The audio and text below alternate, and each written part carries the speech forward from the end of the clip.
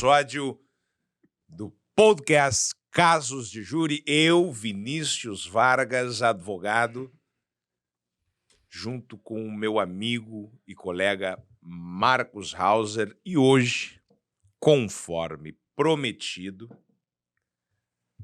estamos com um colega aqui, um tribuno do júri, um parceiro das trincheiras defensivas da Corte Popular, grande amigo, Igor Garcia, para quem não conhece.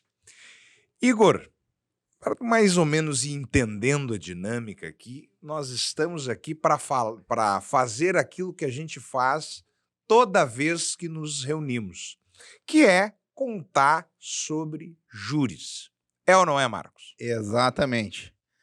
O doutor Igor foi convidado hoje para participar deste episódio, nosso podcast, para falar um pouco sobre um júri muito interessante que nós fizemos juntos, fizemos em parceria esse júri numa comarca aqui do interior do Rio Grande do Sul. Um caso bastante atípico, né, doutor Igor? Em razão do modus, né, o modo de execução do crime. Na verdade, a vítima, ela morreu queimada dentro de uma fornalha de uma estufa de fumo. E vamos combinar que não é comum ver esse tipo de crime. Por isso a gente chamou o doutor Igor aqui hoje para nos contar um pouco dessa experiência. Também vou falar um pouco sobre a experiência que eu tive fazendo esse júri. Doutor Igor, sem mais delongas, se apresente brevemente e comece e fale para o nosso público, né, um pouco sobre esse caso tão sui generis, né, vamos assim dizer. Mas antes de falar do próprio caso em si, Igor, conta um pouco pra gente dessa tua paixão relativa ao júri propriamente dito. Dessa interação, né, que nós sabemos que acontece, e eu te conheço, eu sei como acontece, com os dramas e as tragédias humanas que nós vivenciamos toda vez que ocupamos aquele espaço. Primeiramente, muito obrigado pela oportunidade, pelo convite. É sempre um prazer inenarrável estar na companhia de vossas excelências. Não quero descuidar da queda implacável das areias da ampulheta do tempo, mas para me apresentar. Bom, sou apaixonado pelo Tribunal do Júri, sempre fui. Desde a faculdade era o que eu queria fazer. E, inclusive pelas minhas origens, pela minha vivência, né? E tive a sorte, a graça de ser apadrinhado aí por vocês. Eu sempre tive grandes exemplos a serem seguidos e tive apoio desde o início. Então eu já arranquei aprendendo com os melhores, né? Tanto com os colegas que me levavam, que me ensinavam, né? Vocês acompanharam a minha carreira desde o início, como os próprios magistrados que passamos e promotores, enfim, né? E casos interessantes também que foram aparecendo, né, em seguida, como este que o Dr. Marcos mencionou e outros tantos aí que foram emblemáticos, né? Casos ímpares. E me diz uma coisa, já que, porque eu sei que, né, foram vocês dois que participaram. Juntamente com a doutora Micaela Chu. Importante fazer a referência. Ah, importante. Que vocês dois que atuaram junto com a doutora Micaela neste julgamento. Mas antes de nós entrarmos propriamente dito no caso em si, o que foi por que este é o caso para trazer aqui no podcast Casos de Júri? Não, como eu falei, homicídios, infelizmente, ocorrem todos os dias. Isso é um fato, né? Mas o modo de execução deste homicídio em especial chama a atenção, né? Porque acontece, depois a gente vai falar mais sobre isso, a mulher que havia sido vítima de violência doméstica durante 21 anos, 19 anos, 21 anos, né? 21 anos. 21 anos. Na vida, chegou num momento que ela não aguentou mais, entende? E como forma de se defender, inclusive, porque o marido havia ameaçado ela de morte, inclusive naquele dia, ela e os filhos. Ela resolve tomar uma atitude extrema para se defender. Ela acaba deixando ele desacordado e coloca ele dentro de uma fornalha, de uma estufa de fumo, lá no interior do Rio Grande do Sul. Então, a vítima ficou 3 dias, né, dentro dessa fornalha, Queimando. queimando. Exatamente. Porque era justamente na época de secar o fumo, Uhum. né, então ele passou 3 dias queimando. Então, sim, a gente há de convir que não é um modo muito comum de se matar uma pessoa. E foi um crime também que teve muita repercussão na mídia, Pois é, enfim. isso que eu ia perguntar, a repercussão ali na localidade a respeito, e esse, digamos assim, o fato até se chegar à imputação propriamente dita a essa cidadã, essa mulher, decorreu um tempo, foi de imediato, uma investigação, como é que isso se desenrolou? Que, na verdade, como o fato aconteceu no interior, Uhum. as pessoas todas se conhecem. A partir do momento que a vítima desaparece e não leva nada consigo, as pessoas começam a estranhar e começam a procurá-la, né. Havia, inclusive, informações de que ele teria ido embora, Uhum. mas muito Ele rapidamente é a vítima. a A vítima. vítima, mas muito rapidamente a autoridade policial verificou que estava estranha a história, Sim. que ele tinha Tá, uma. mas daí, bueno, então a investigação chega imputa a ela, vamos dizer assim, A investigação chega até a casa dela, Uhum. fazem uma busca na casa, momento em que ela se assusta e confessa para que os filhos não assumam, para que não seja imputado a eles. Hum. E aí ela Então, confessa de forma informal, ela admite que executou ali. informalmente. É que num primeiro momento, o que acontece, a polícia prende ela e o filho por serem suspeitos de terem praticado o crime. E após presos, ela vai lá então e ela confessa que ela foi a autora do crime. E o filho é liberado, Hum. entendeu? Só que neste primeiro momento processual, né, nesse primeiro momento da investigação, nós ainda não atuávamos Pois na, é. na defesa dela. Era um outro colega que patrocinava a defesa. Quando ela foi presa e transferida para o presídio, os familiares dela procuraram a doutora Micaela. A Uhum. doutora Micaela nos convida, primeiramente chama o doutor Igor, depois ele me convida, a gente vai até o presídio onde ela estava recolhida, conversamos com ela, e depois de ouvir a versão dela dos fatos, a gente decide, então, patrocinar a defesa. Uhum. Porque uma coisa é muito importante deixar claro, o que acontece, era do interior do estado, uma família muito pobre, ela não tinha condições financeiras de pagar a defesa. Então nós atuamos de forma pro bono. E nós aceitamos essa atuação pro bono justamente porque nós, naquele momento, naquela conversa, nós nos convencemos de que, de fato, ela havia agido em legítima defesa. Sim. Porque desde o início da prisão dela, ela alegou legítima defesa quando ela foi ouvida perante a autoridade policial. E e o relato dela era tão verossímil que a gente, também acreditando na versão dela, a gente acabou patrocinando a defesa dela sem. Isso é muito importante para que fique bem registrado, né, Marcos e Igor? Digamos assim, não só pela atuação de vocês na modalidade pro bono, vamos dizer assim, que não há, vamos dizer assim, ônus financeiro ao constituinte, para que fique claro, mas o fato de que vocês assumiram este encargo a partir do momento, aceitaram o encargo a partir do momento em que acreditaram na versão da acusada. Exatamente. É isso é importante porque, né, o advogado, muita gente acha, né, Marcos, que o advogado não está nem aí, né? O que é um erro, né? Que é um erro, porque na verdade o advogado ele é sempre o primeiro juiz da causa, né?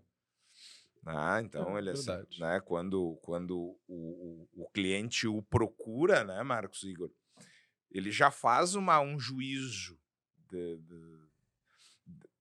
eu não digo sobre a conduta em si, né?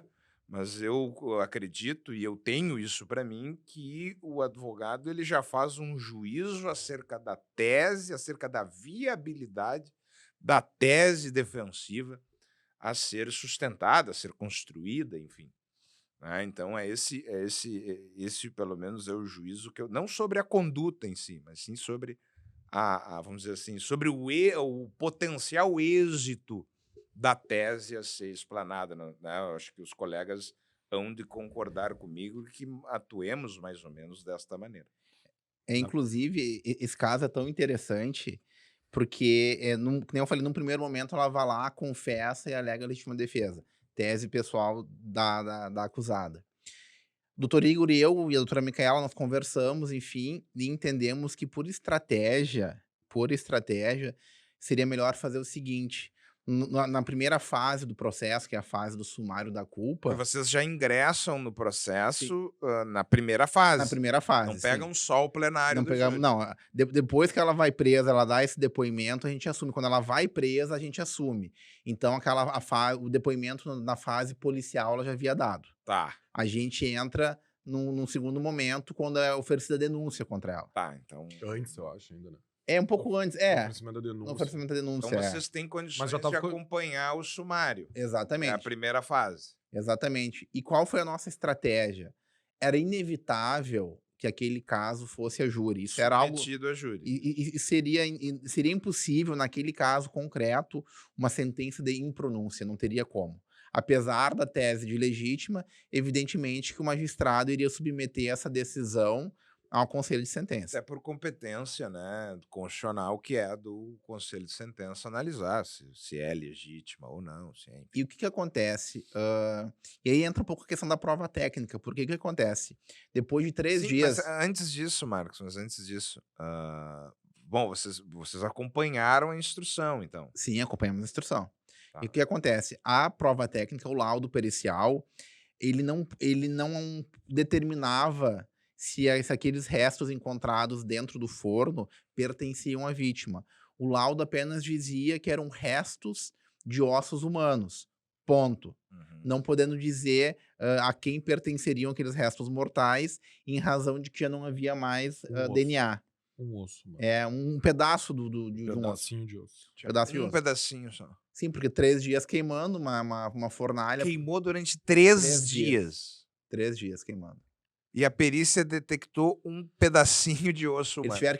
tiveram que tirar toda a cinza do forno Eles tiraram 2 baldes de cinza. e do começar a forno. peneirar. Eles começaram a peneirar para ver o que sobrava. E aí Tinha encontraram... um pedaço de tecido, É, um pedacinho, e um pedacinho de osso, que durante os trabalhos, Uhum. segundo a autoridade policial, acreditava ser o osso do fêmur, que é o maior osso do corpo humano, e por isso também não virou cinza, né? Sim, ficou exatamente. desse Sobrou. tamanho. É. o que acontece? Então, assim, não existia prova de que eram ossos humanos, mas não se poderia afirmar a quem pertenceria aqueles ossos humanos. Então, por uma questão de estratégia defensiva, em que pese ela já tivesse confessado, o que a gente decidiu? Vamos fazer o seguinte: negativa de materialidade. Uhum. Só que nós deixamos a nossa cliente, durante o interrogatório dela, ela ficou em juízo, ela ficou em silêncio. Depoimento- Perante o juiz, perante ela o se juiz, reservou o direito. Exatamente, na fase do sumário da culpa, ela se reservou o direito de permanecer em silêncio. Aberto. Tá, mas por que isso? Não, mas Tá. agora nós vamos Não, chegar porque lá. é importante para o nosso espectador, né? Já calma, nós vamos chegar Porque lá. veja, a acusada, ela se manifesta na fase das indagações policiais, né, Isso, perante o delegado, e pelo que vocês disseram, ela admite, né? ela admitiu. Sim. Isso. Mas ela só se manifesta porque nós não éramos a defesa dela. Porque se nós fôssemos, ela só ia se manifestar em plenário. Exatamente. Mas como ela já havia se manifestado e não tem como tirar o depoimento de dentro do inquérito, deixa aquele depoimento lá quietinho, Tá. não mexe. Agora, na fase sumária da culpa, ela fica em silêncio. Por que ela fica em silêncio? Porque em sede de alegações finais, o que a gente sustentou? Que não havia prova de materialidade delitiva. Porque, embora a perícia afirmasse se tratarem restos de ossos humanos, Uhum. a perícia não dizia de quem eram aqueles restos de ossos. Então, nós fomos para negativo de materialidade. E já sabendo que essa tese não vingaria. Não vingaria. Não vingaria. Isso a gente entrou sabendo. Sim, até porque E aí vem a resposta à tua pergunta. E por que vocês fizeram isso? Uhum. Justamente para chegar no plenário com outro foco para acusação. Porque qual era a nossa ideia? Era vender para a acusação a ideia de que a defesa no plenário iria sustentar a ausência de materialidade. E deu muito certo a se estratégia. canalizar, vamos dizer assim, a atenção da acusação para uma outra tese. Exatamente. A arte da guerra, você chama isso. A gente deu um perdido no Ministério Público, Sim. entendeu? A gente apontou para um lado, mas a gente já sabia que a gente iria para o outro. Né, doutor Igor? Uma coisa que é muito... que o Dr. Marcos não falou. Fora toda essa parte técnica, quando nós fomos lá conhecer ela... Sim, desculpa, Igor. Não, Eu tranquilo. só quero te dizer porque ele caso. estava falando. Não, eu quero conversar contigo, porque com o Marcos eu converso todos os episódios. Eu não suporto mais ouvir a voz dele. Isso não é conversa, é uma parte. Inclusive, eu parei de fumar. 48 horas sem fumar. Meu Deus. Quando ele tinha parte, tem que pedir para parar o relógio ou Isso. devolver 3 minutos, porque senão... Vamos ter que começar a regular, né? Vai. Antes dessa parte toda técnica, nós fomos lá atender ela na penitenciária. E a cena que a gente encontrou lá era deplorável. Assim. Um ser humano acabado. Ela não aparentava, inclusive, a idade que tem. Eu lembro que ela disse pra nós, você vai ligar pra minha mãe. Eu disse, ela ainda tem mãe viva. E ela é mais nova que eu. E eu sou mais novo que vocês. Logo, ela é bem nova. Né? E uma coisa que chamava muita atenção... E uma coisa que chamava muita atenção é que ela foi melhorando ao longo do período no cárcere. E ela ficou presa por 11 meses. Ela foi ganhando peso, ela começou a sorrir. E toda vez que a gente chegava, ela dizia a mesma coisa. Avisa minha família que eu tô bem, que tá tudo bem, pode ficar tranquilo, tô super bem aqui. E aí ela foi evoluindo lá dentro. Agora eu tô na cozinha, agora eu tô costurando, agora eu tô fazendo pão pro café. E todos os agentes penitenciários lá gostavam muito dela. As presas também gostavam muito dela, cuidavam dela. Né? E isso é um fenômeno, assim. Foi a única vez, e acho que vai ser a única vez, que eu vi alguém dizer que tá muito bem dentro de uma penitenciária e que tá tudo bem se ficar lá. Mas isso será que não tem a ver com a esperança que o defensor levava para os defensores? Não. Levavam para ela eu acho toda que vez? São duas coisas. A primeira delas, tá? É que ela estava livre da violência. Porque em casa ela era vítima de violência doméstica durante 21 anos. Isso é muito tempo. Muito tempo mesmo. Lá ela estava segura, porque todos cuidavam. E claro, essa melhora, essa evolução que ela vinha apresentando, eu concordo, eu acho que passa por aí também. Porque conforme nós íamos conversando, ela começava a ter esperanças de que o que ela falou seria ouvido e as pessoas entenderiam. Isso é muito importante. E essa renovação de energia se sentia nela. De que, digamos assim, que o drama dela seria ouvido e, acima de tudo, entendido. Entendido. Mas eu lembro uma frase que o Dr. Marcos falou no começo ainda da gente patrocinar a defesa dela, é que a cadeia libertou ela, né? Impressionante isso. Isso era o cárcere libertou ela. Isso era uma coisa que chamava muito atenção, assim, e que nos motivava muito, porque, na verdade, a partir daquela primeira imagem que a gente teve dela, né, foi até o Marcos que pulou e disse, não, eu acredito na tua história e eu vou te defender, até porque num primeiro momento era um crime bárbaro e a mídia estava em cima. Porque há um requinte de crueldade aqui, né? Digamos assim, analisando objetivamente a conduta, sob o ponto de vista, né, de fora, assim, analisando objetivamente. Sem conhecer os detalhes da história. Sem conhecer os detalhes. Horrível. Há requintes de crueldade, né? Porque, pelo que tu narraste, ele foi colocado adormecido, vivo, né? Qual é o relato, a vítima, né? Qual é o relato que ela nos conta? Depois de mais um dia de violência e de ameaças, ela estaria tirando uma lenha da carroça para botar na fornalha, enfim. E ele teria se aproximado dela Ambos eram agricultores. Agricultores, sim. Ah. Era literalmente agricultura familiar. Era a família inteira trabalhava na lavoura da Eles família. tinham filhos, eles Um moravam. casal de filhos. Casal de filhos Casal. moravam junto com eles. Moravam junto com eles. É aí que, digamos assim, É. quando tu remetes, iríamos sustentar a ausência de maternidade, mas era uma tese que nós saberíamos já infrutífera, e porque, né, digamos assim, O jurado não vai se convencer disso. não, até porque, né, um casal com filhos residindo naquele local, um desaparece, um some. É Exatamente. encontrado o osso humano no forno, mas não dá pra dizer que é dele, né?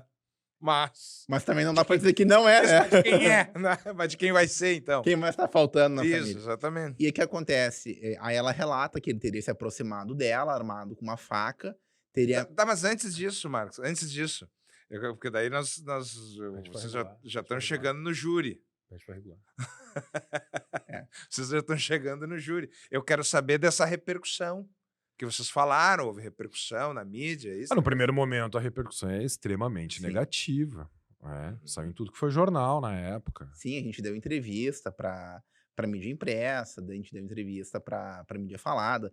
E conta um pouco para nós como é que é lidar com o caso de júri com essa cobertura midiática. Neste caso, foi de suma importância, porque aí a gente começa a trazer uma outra perspectiva da história. Uhum. Porque quando pega uma manchete dizendo que mulher mata marido queimado vivo dentro de uma fornalha, pena de morte pra ela. Pena de morte. Ninguém quer saber o que Mas ela começou disse. assim. Começou O assim. clima, vocês assumem o caso com este clima. E por algum tempo permaneceu, porque mesmo a gente dando entrevista, as coisas eram cortadas. A mídia era hostil. E a mídia dizia coisas que a gente não disse. Eu me recordo que eu dei uma entrevista de manhã. Disse, tem que ser até às 10 horas, que a gente tem que editar, botar no ar, meio-dia, no jornal, não sei o quê. Tipo, tá, tô chegando no escritório, aí eles foram lá, me chamaram, a gente gravou tudo certinho, né? E aí, depois meio-dia, obviamente, fui lá assistir. E é interessante que eles editaram uma parte importante do que eu falei. Uma boa parte. Uma boa parte, eles editam, né? Mas tudo bem, o pano de fundo se mantém, a história dela, da legítima defesa, ok.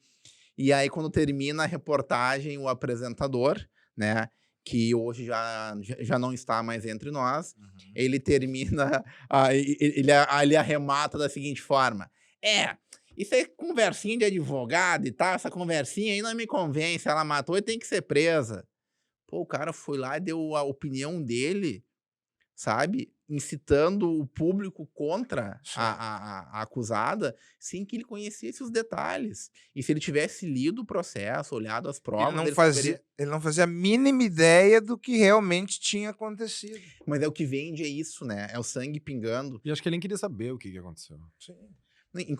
Inclusive, aí já pulando um pouquinho pro final lá do que acontece... Teve repórter, mas não pode ser essa decisão. Não, mas essa foi a decisão dos jurados. Mas isso é um absurdo. Eu falei, meu amigo, tu até pode achar que é um absurdo. Só que o conselho de sentença, ele é soberano. E se por maioria decidir de tal forma, não é tu que vai mudar esse fato. O cara discutindo comigo, indignado com a decisão. O repórter. Eu falei, meu amigo... Nós entramos ao vivo. No outro dia. E aí, ao vivo... Mas daí do julgamento. Tá, mas nós nem chegamos no julgamento. Calma. Tá, mas nós vamos chegar. Calma. É que ele falou do resultado, né? Sim. É que foi nós, no caso. Eu só tô te explicando. Eu entendi essa parte. Mas ele não foi, né? Ele não foi hostil. Ele só ouviu o resultado, tá, então é isso, tal, concorda, não concorda, mas ele não emitiu nada.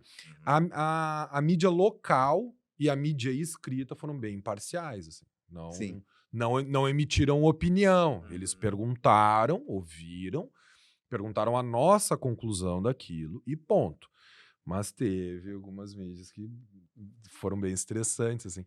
Sim, que estavam, vou dizer, contra a defesa. Mas, de qualquer sorte, a mídia foi bem importante. Porque aí as pessoas começaram, aqueles que a gente conseguia explicar o que aconteceu e que não editavam e que não emitiam opinião, as pessoas começaram a ouvir aquilo e começaram a... mas coitada dessa mulher. Não, mas realmente, acho que no lugar dela eu faria a mesma coisa.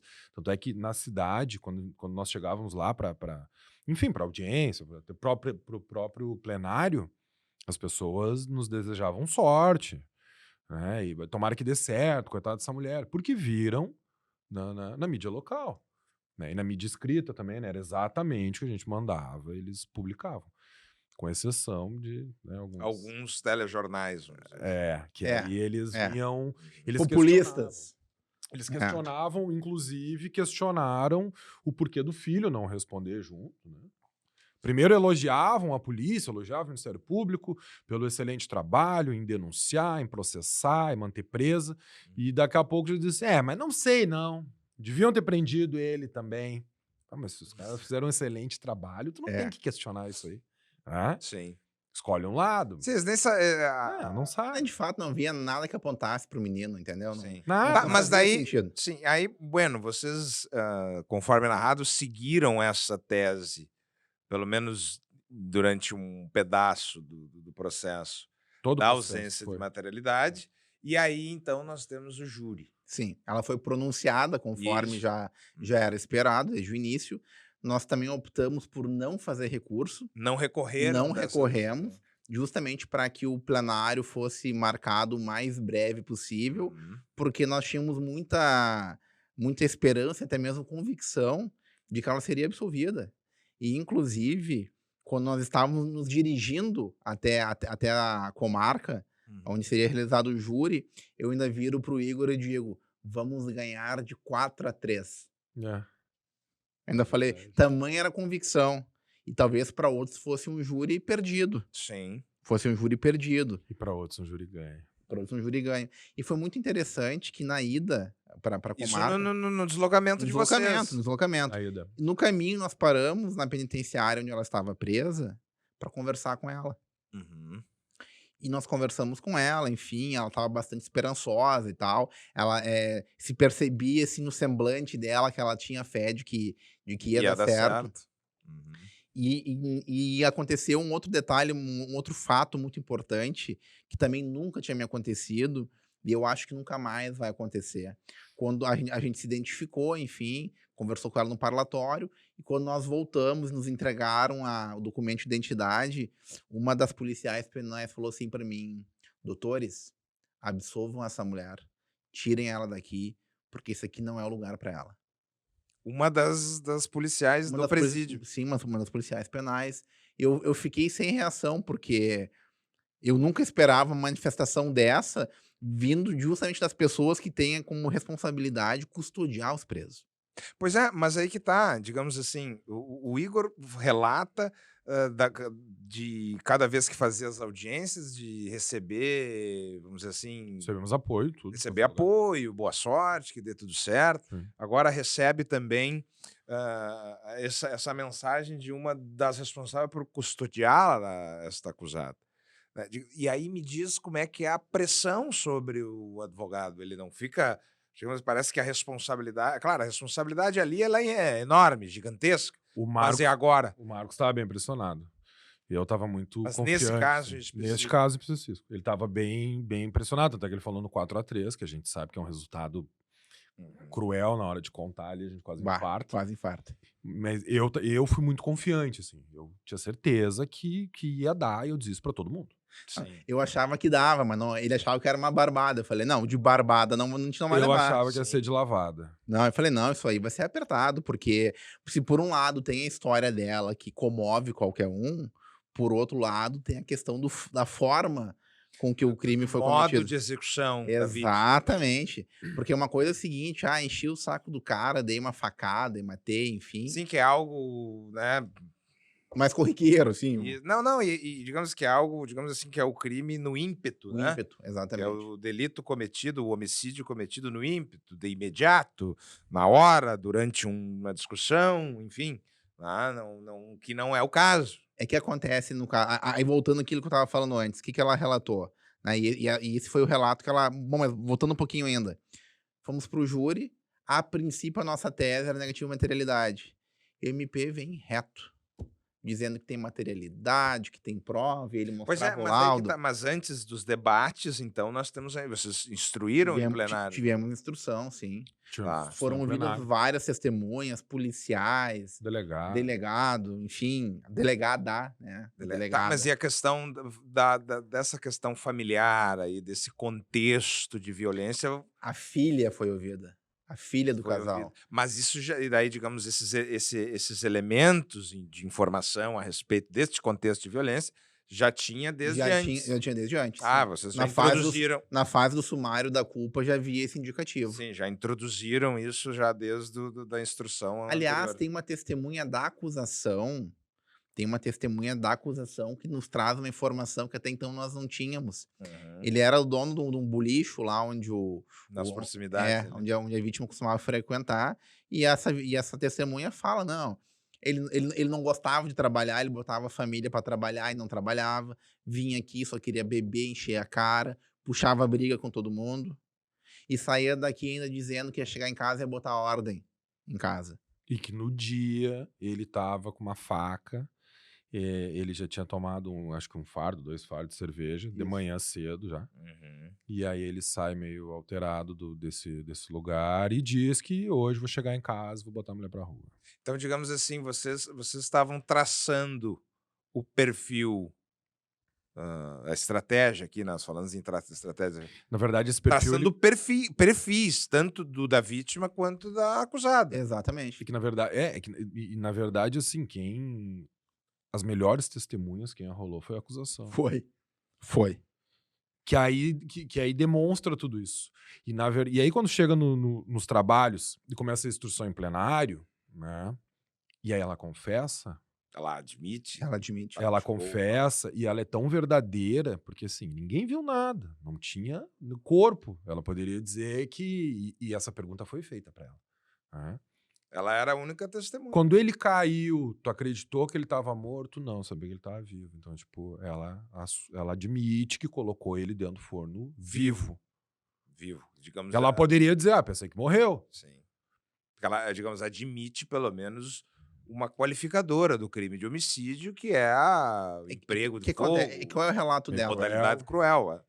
Qual é o relato dela? Que ela estaria lá tirando a lenha da carroça, que eles teriam buscado lenha de manhã. Ela estaria tirando a lenha da carroça para guardar, para depois botar na fornalha. Nisso ele se aproxima com a faca, ameaça ela e os filhos não estavam. Os filhos estavam na cidade, indo pagar uma conta ou algo do tipo. E ela, então, com medo do que ele pudesse fazer, pega um pedaço de lenha e dá uma paulada nele. E ele cai. Ele Cai. começa a afiar a faca É. atrás dela. Ele começa a afiar a faca e diz pra ela assim, hoje foi o último dia que tu viu teus filhos. E aí ele tá ameaçando ela ou os filhos, ou os dois. E aí ela disse que não sabia se ele ia matar todo mundo, se ia matar só ela. E que ele vivia dizendo, ainda vou te jogar viva dentro desse forno aí e fechar a tampa. E aí, quando ele investe contra ela, segundo o que ela relatou, ele investe contra ela empurra ele cai meio desacordado. E ela tinha força. Mas ele estava embriagado também naquele momento. Estava embriagado e medicado. Medicado também. Isso tudo segundo ela, isso é o relato dela, Sim, assim, por ocasião exatamente. do plenário. É que segundo o relato dela, porque ela tomava antidepressivo, ela botava esses remédios esses calmantes no suco dele pra ele dormir, pra deixar ela trabalhar, pra ele não ficar incomodando ela. Uhum. Então não foi uma coisa que ela premeditou, assim, vou dopar ele pra ele apagar e botar ele ali Sim, dentro. Era uma coisa que ela fazia. Só que neste dia, Além do ele remédio. não dormiu. Ah, Não, ele dorme um pouco, acorda e vai lá. porque além do remédio teve a lenha. Isso. E aí ela com medo, da reação que ele pudesse ter quando acordasse, quando recobrasse a consciência, aí ela teve a ideia de, bom, vou acabar com esse negócio, vai ser hoje, coloca, e aí ela empurra ele para dentro da... Resolve pôr fim no sofrimento. Exatamente. Segundo vocês, no início da nossa conversa aqui, eram 20 anos de 21 anos, de 21 anos. sofrimento. sofrimento. Não, ela tava toda quebrada. Toda Sim. machucada. Ela foi fazer tratamento de fratura dentro do presídio. Tinha fraturas É, graves. Ela De ela apanhar. apresentava lesões. Nós trouxemos o histórico médico dela para os autos para provar isso também. De que Não, ela apanhava. Que ela apanhava, ela tinha uma fratura na clavícula que ela só conseguiu curar durante o período que estava em cárcere. Porque lá ela tinha o atendimento médico. E ela ainda dizia pra nós assim, eu tenho força, eu não consigo levantar os braços, mas eu consigo puxar. Porque eu puxo. E tem uma, uma testemunha da acusação fala isso. Não, a mulher era forte. Era uma testemunha que tinha trabalhado com a família. Inclusive, não, ela conseguiria tranquilamente carregar ele sozinho. Porque se tinha essa dúvida, tá, mas a mulher franzina, que nem ela, teria força para sozinha pegar uma pessoa desacordada e colocar dentro de uma fornalha. A testemunha da própria acusação diz que sim, ela teria condições. Porque ela carregava pesos muito maiores trabalhando na lavoura.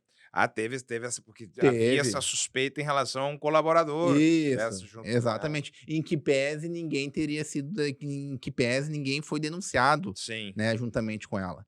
E teve o relato da filha também, o relato da filha foi muito emocionante. Mas aí em plenário, agora nós estamos em plenário. Em plenário, o relato da filha foi muito emocionante. Tanto é que eu pedi uma pausa pro magistrado para ela tomar uma água e se recompor, porque ela chorava copiosamente.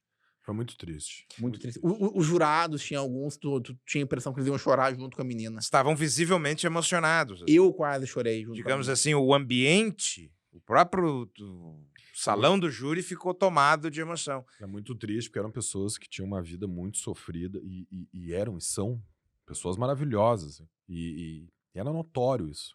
Pessoas puras passar por aquele inferno que passaram durante toda a vida. E não foi só a acusada, mas a família toda, assim, se sentindo aliviado, e se sentiram aliviados e com esperança de, a partir daquele momento, ter uma vida melhor. Começar a viver. Sim. E isso era uma coisa que mexia muito com a gente, assim, que foi muito triste de ver esse tipo de situação. Né? Uma família se sentir aliviada de perder um membro importante da família, né? Que é o pai, né? Que é enfim, em tese é para ser o esteio da casa, né? Isso mas é uma coisa que daqui a pouco muito não era essa a referência, né? A referência não era essa. Ela era o esteio da casa, ela era chefe de família, ela era provedora. Tanto é que eu fiz uma pergunta pra filha que qualquer pessoa normalmente responderia sim. E ela, sem pestanejar, respondeu não. Eu perguntei pra ela, fulana, tu lamenta a morte do teu pai? E ela, mas nem pensou, não. Imagina. Tamanho sofrimento que ela também sofria junto. Né, que nós três aqui, a gente pode falar dessa experiência, nós três já perdemos nossos pais, né? Nossos genitores. Sim. Então, assim, imagina assim, tu lamenta a morte do teu pai, tu dizer não, nenhum dos três vai falar que não. E ela respondeu assim, ó, não, mas na hora não pensou. Ela não titubeou, né? É contraditório. Mas em relação aos debates, porque, digamos, tivemos a instrução e os debates, porque daí a acusação começa, enfim, aquela 1h30. Eu acho que a acusação não caiu muito a ficha, porque, na verdade, ele preparou todo um trabalho pericial, um trabalho extremamente técnico para demonstrar que, embora não houvesse materialidade, havia indícios de materialidade que vem a ser o osso, um osso humano dentro da fornalha. De quem é que ia ser? Daquele que não estava mais ali. Né? Sim, seria por eliminação, né? Só que quando ela vem e confessa, eu acho que ele não deu tempo, de repente, de digerir o que aconteceu, porque ele vem com um trabalho todo montado, com slide, demonstra a prova. Né? A prova técnica, perícia, a questão da materialidade. Fizeram uma perícia para estabelecer que o osso encontrado dentro da fornalha era efetivamente E um pedacinho de tecido que tinha, acho que DNA humano, mas não tinha. Não tinha DNA, não. DNA não existia em nada ali. Era só o osso. Não DNA que identificasse, mas que, enfim. Sim. Não tinha como identificar. E aí... E ele constrói a tese para estabelecer que ele dá uma... Era materialidade. Que aquilo ali provava que aquela vítima foi morta ali. Sim. Só que com a confissão já não se discutia mais. Sim, aí que tá. E aí ele perde muito tempo com isso. Ele perdeu muito tempo, acho que ele perdeu mais de 1 hora. Eu acho que lá pelas tantas, acho que caiu a ficha, mas... Ele deu umas pinceladas. Mudaram a tese. Acho que depois ele se dá conta, caiu a ficha na réplica. Na réplica ele começa em Porque quando a gente vem pra legítima... Então a acusação fica 1h30 tratando da materialidade. E das razões. Ele traz algumas razões que o crime realmente ocorreu, né? Que é o primeiro quesito, vamos dizer, né? Ele traz que foi por ciúmes. É por ciúmes, é uma série de fatos Por que interesse não, financeiro, mas eles não tinham. não tinha. Eles não tinham o financeiro. Quem trabalhava era ela, né? Financeiro é Qual esse era o bobo. motivo da denúncia? Tinha algum na denúncia? Ela chegou a ser. Era ciúmes. Era Ah, sim, ciúmes, ciúmes. era ciúmes. Inclusive, a gente traz uma Então suposta, ela é acusada de suposta fé. homicídio qualificado pelo fogo, meio cruel, Isso. certamente. O motivo dos ciúmes Os ciúmes. Eu não me lembro. e Sim. recurso que dificultou a Era, defesa da vítima. Exatamente. Era, né? Era. Então ela responde por um homicídio triplamente qualificado. E respondia mais para ocultação do cadáver, Ocultação, a destruição do cadáver, É. no caso, né? E falsidade ideológica. falsidade ideológica, porque quando ele desaparece, ela vai na polícia e faz um registro policial de desaparecimento. Né? Que aí desencadeia toda aquela, o que o Igor falou as buscas, enfim. Sim. Até cogitaram que ele pudesse ter se matado, enfim, estar no meio do mato em algum lugar, o que, né, não se confirmou. Uma coisa que é importante, assim, que a acusação trabalhou muito em cima, ela fez uma pesquisa de veneno. Uhum. Uhum. E aí eles dizem que não tem legítima defesa, que aquilo foi premeditado. Uhum. Porque ela fez pesquisa sobre veneno, embora não tenha sido o meio utilizado. Sim. Né? Pelo menos segundo o relato dela, porque não se sabe qual foi o meio utilizado. Só que ela faz essa pesquisa na manhã do fato. E ela faz essa pesquisa no intuito de se matar. Não de Ela matar. queria ter suicídio, velho. Então não tinha como falar em premeditação, porque foi assim 1, 2 horas antes. Sim. Não dava nem tempo dela conseguir aquelas coisas. Uhum. Né? E ainda que pensassem, de repente, não, tá, vou matar essa praga. Mas ela foi muito clara. Não deu tempo, porque naquele momento foi legítima defesa. Não, ela foi muito clara. Não, a pesquisa eu fiz porque eu queria tirar a minha vida. Eu Ela queria me matar. justifica isso. Sim, Não, ela fala, queria se ela fala. matar. Ela queria tirar a própria vida porque ela não aguentava mais a vida que ela levava.